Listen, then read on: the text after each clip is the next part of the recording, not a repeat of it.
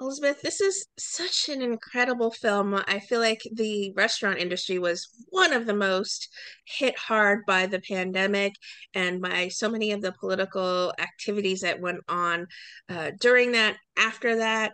Um, was it your idea to explore how chefs changed and were able to survive during this time period? No, what happened was Pete and I were talking in January before any of this pandemic news hit, and we were wanting to do a film. Pete came to me and said, let's do a film about the mental health of the chef community, and so we started talking about different personalities, and I said, I can round up a bunch of different chefs around the country, and that was kind of like the beginning conversation that we had. And then when we both sort of coincidentally moved to LA, or we were quarantining in LA at least in March, and then we, started like literally what happens in the films. I am getting all these messages from my colleagues, and it just seemed like really grim, like having to just stop everything and put everything in a to-go box or figuring that out. And they were all like really desperate and worried. And then Pete put together a little Zoom chat with a handful of chefs, mostly from the East Coast. And then we kind of just said, okay, we got to get out there and start filming this and talking to people, because I was really wanting to just tell my friends that it was going to be okay. Like, it was going to be hard and stressful, but surely this wasn't the end of the world. And Pete was like, well, how are we going to do that? So we had to wait until we're allowed to go back outside again. And that's how we decided to put it together, starting filming in June, and then just kind of working one city at a time. Yep. Politics is kind of a touchy subject amongst friends, let alone a community of professionals. Were any of your friends, Elizabeth, a little hesitant to talk on camera about the political climate, about COVID-19, about the president at the time, or were they all sort of embracing the kindness you showed them by wanting to know more about their trials or tribulations of what was going on during that time? I mean, I would say that most of the people in the restaurant industry, if you're not in a corporate, huge fast food chain, or a massive group of restaurants that's backed by big financial dollars, they were all in the same boat. So most people, I think everybody in the film is just sort of like perturbed and upset about the political climate, sort of creating more chaos with something that was already such a crisis. And I think we just tried to articulate that in the filmmaking process. But the conversations were surely um, everybody being so frustrated and um, you know trying to figure out where all this money was going to go, because it wasn't going into their pockets right away. So they were, it was. I think everybody like thinks that oh, everything's back to normal and fine, but it's still. I think we're still recovering from that. And I mean, we still have. I mean, I'm really devastated by the fires just that happened in Maui. Like another. It's just gonna stuff happens in life, and it's just a really fragile business to be working in. You know. How hands-on then were you with Chef Faulkner when it came to speaking with her colleagues and things like that? Were you kind of just a fly on the wall, letting her do her thing, and then you're like, okay, this is cool. Here's what came out of it? Or did you say, okay, here's some topics, just sit down with her and maybe say, here's a few topics we'd like you to cover with your friends, and we'll guide it as it goes here, or anything like that? It really was very natural, and like I wanted Elizabeth to talk to her friends. I wanted that experience of the chefs connecting on that level. Elizabeth had gone through a crisis in terms of her own restaurant, so she knew their language. She knew what was going on with them, and so I didn't want to be in the way of that at all. Like I wanted them to just talk. I think one of the most powerful conversations is her Lincoln Carson, who's where two very similar chefs, definitely very similar people, I guess, in some ways. And to see the two of them sort of just talking and just let them go. And then if there was something that I thought, well, hey, can we push in a little bit more on that particular topic, or can we say that again, then I would do some of that for sure. And then also me and Elizabeth would have conversations after she was done with an interview, and we started rolling on some of that stuff too. So it's definitely Elizabeth's journey of kind of going her honest, true journey of going on this on the road to find out what was going on with her chef friends, and helping them talk them off the ledge, or at times being, very vulnerable and emotional herself about feeling all of it. So it was a very natural, honest experience, I think. I think that's what makes this kind of a unique film too, because I am not coming to them from a journalist approach, but really as somebody who understands everything about the restaurant business, and the fears and the fun times too. But like, just having these one-on-one conversations, which is like it's an everyday thing for me. So regardless of what's going on in the world, I'm having these conversations pretty consistently with people all over the place, just because I cook all over the place. I think their storytelling it was just more about me listening to them.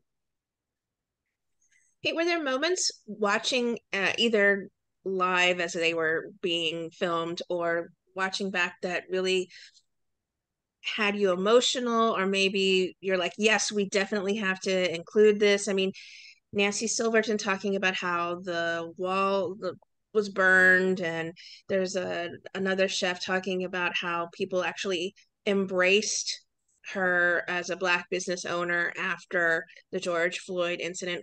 What were some moments that really hold a special place in your heart, maybe while you were watching them being filmed or looking back at them?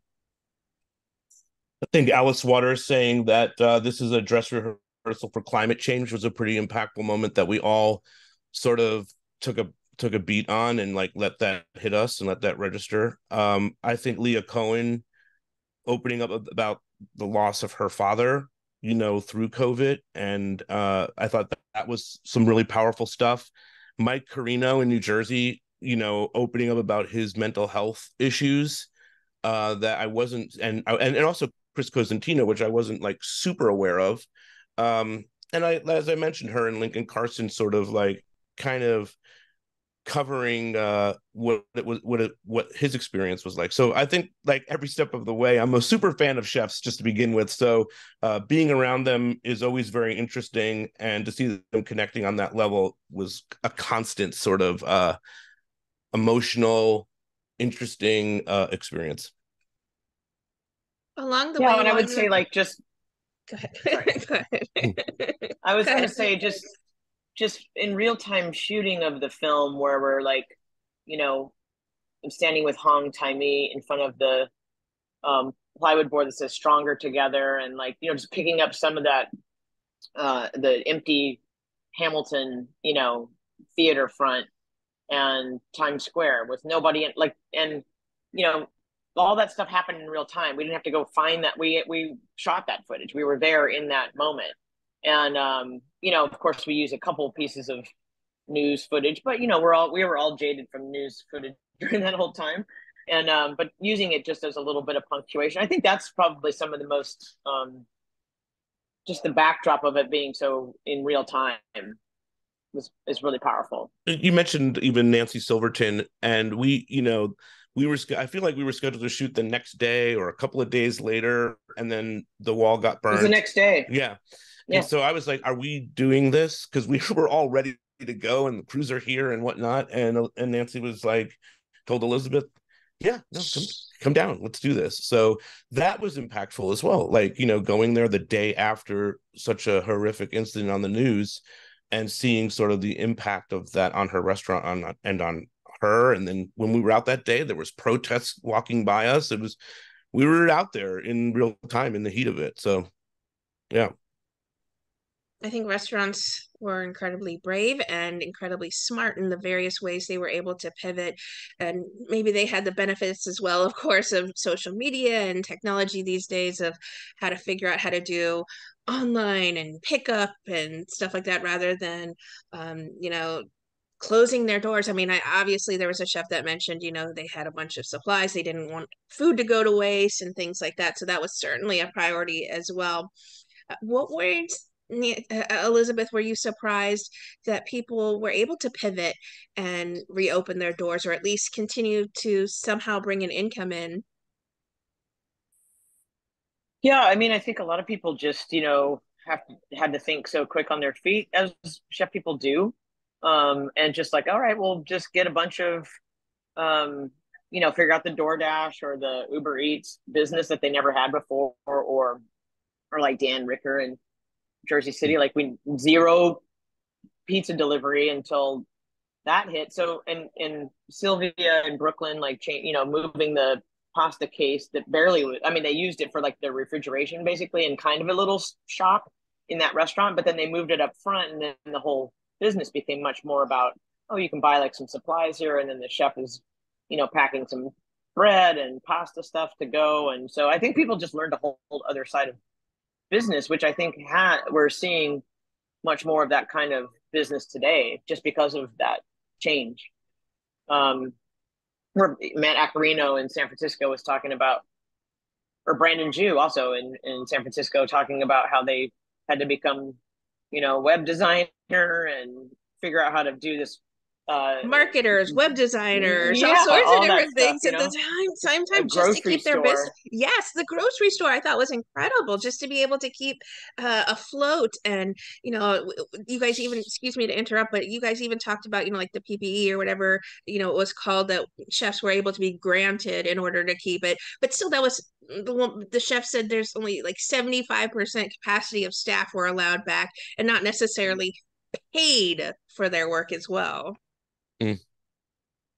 Yeah, I mean, it was so, it just hit so many different kinds of restaurants in different ways. And, but I think it's kind of an amazing, like we say, chefs are superheroes because they really do just sort of figure out how to do things in the middle. I mean, it's almost like every day in the restaurant business is kind of a crisis on some level.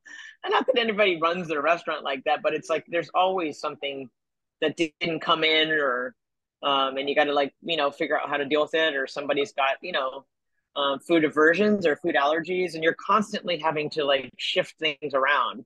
A party of 12 doesn't show up, and that was something you were planning on in your book. So it's a constant for this industry, you know.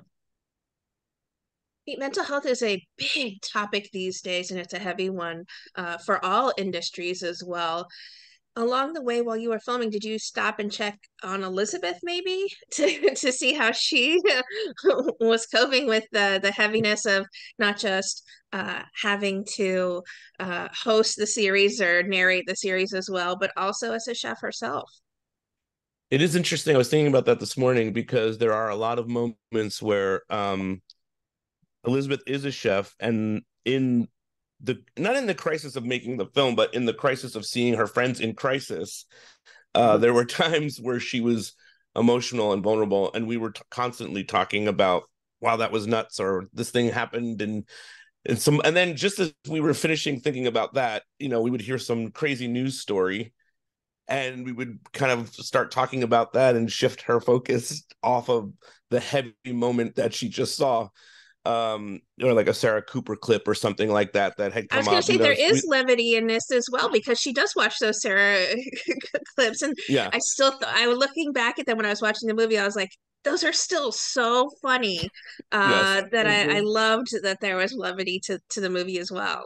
But there definitely were times where we talked and we recorded some of those conversations about how she was feeling in a specific moment, and just to let her get some of that off of her chest because some of it is very heavy, and then I do think about that today earlier about I wonder how you felt about that, Elizabeth. Um was it I like think, yeah. yeah, I was gonna say, I think like what I don't know if I mean, certainly people, dealing with stuff is really intense and it blows my mind, and it would have to kind of um at least be somebody there to, for to listen to them. And it makes me think that like I was talking about this the other day with some friends. Like, I think my years playing soccer and it being such a team sport really helps me and continues to help me um, in situations, especially around my colleagues, where I feel like we're all on the same team. I really want to just be a supportive voice and somebody that can listen to whatever's going on in people's lives. And people do, these are conversations that I will continue to have with people about how to deal with whatever's making them crazy at work or whatever, if they need to rethink how they're doing things. And yeah, I mean, I just feel like I want to be that person on the team that's helping people make the right decisions for themselves. And I do think that's one of the things that many people have taken away from their time during the pandemic, or at least the political climate that's happened, is to check on your friends. It's okay to check on your friends. It's okay to not be okay. It's okay to have mental health as a topic. You can say, I'm having struggles mentally. And that's, I think, also one of the things people take away from watching Sorry We're Closed. Pete, what do you hope lingers with audiences that watch this documentary? Just how resilient restaurants are, and these are our favorite places in the world. Someone says it even in the movie that they're the places that we go to for birthdays and breakups and anniversaries and celebrations and all of the things that life has. And there's a resilience and a toughness that's formed because the industry is very challenging. Whether it's just getting the dish right or something not coming in, as Elizabeth alluded to, or dealing with COVID-19. They're just very tough people, and we need to appreciate it a lot more because in some ways they are frontline workers. So that's what I hope people get from it, that your favorite restaurant goes through quite a bit to be where it is. Certainly, during the pandemic, chefs were donating food all the time to hospitals and frontline and workers and things like that, which I thought was absolutely amazing. And Jose Andres created Under, this world, yeah, world, the World Kitchen, so that he could help people who are suffering during these difficult and times of unrest as well. So that's certainly a very important, poignant thing to take away as well. Chef Falkner, how do you think people should, what would you suggest are ways that people can still get involved in helping our restaurant community? I mean, I think one of my favorite things to talk with people about in the food world is to try food that it's not necessarily your go-to place, but another place that you've always like, wonder what that food's like, or a cuisine that you're not comfortable with, you don't know anything about, we didn't even know how to say anything on the menu. You should try that. Because there's just so many beautiful cultures and the language of food expressed through food, especially in the United States, because we have such diversity here. And also I think that we need to, I would say, like what Gabrielle Hamilton talks about in the film, like we need to really seriously look at like how this business is set up in different systems. Like, the taxation is obviously pretty rough on this particular industry, and I'm not really sure why it's, real estate is a big thing. We talk about that, the cost of food stuff, and that's why all of you were seeing what we predicted in the film, um, Mm. happening right now. So I think, for the best way to help people is not necessarily just by tipping people. It's by really looking at some of this financial structure and saying, well, we really might need to rethink some of this if we want to have these restaurants around, you know.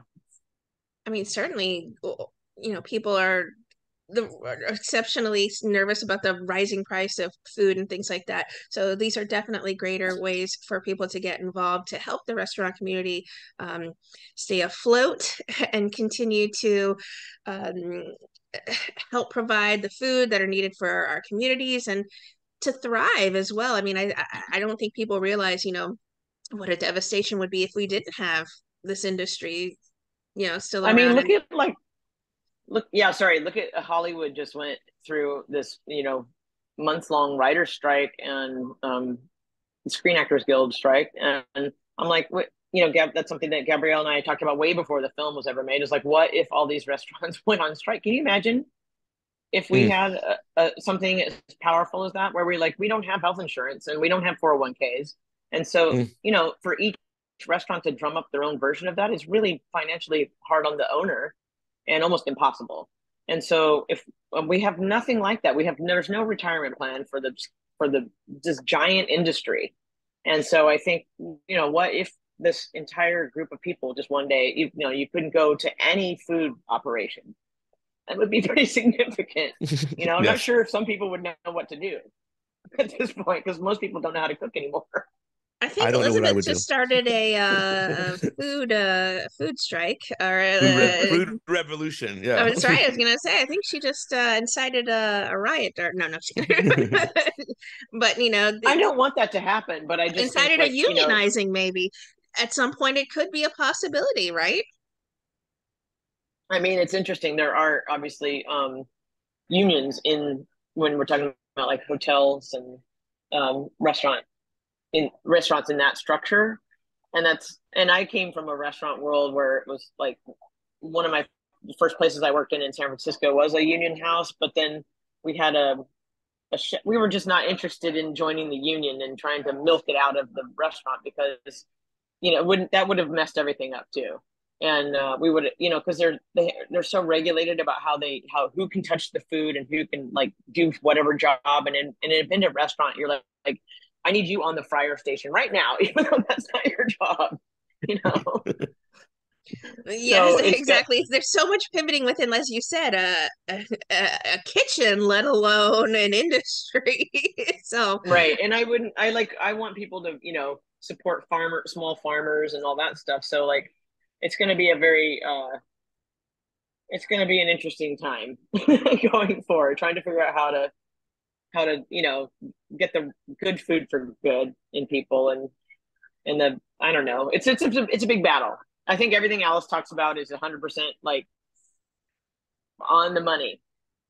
She's like, not just the climate change, but just, if we could somehow get people to understand that it's not food snobbery to go to a farmer's market, or figure out how to get, some produce fresher in season vegetables. from your farmer. Yeah, I mean, I was just talking to these people the other day, like, why do tomatoes look so bad in the grocery store? I'm like, I swear to God, if you go to a farmer and buy the tomatoes in the right season, you'll be like, oh my God, these are Yeah, they're so probably good. like twice the size of like what you're seeing right there, and half the Yeah. price even sometimes.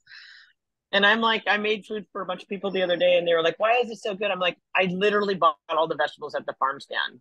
Like, it's that simple. I put salt and pepper on it.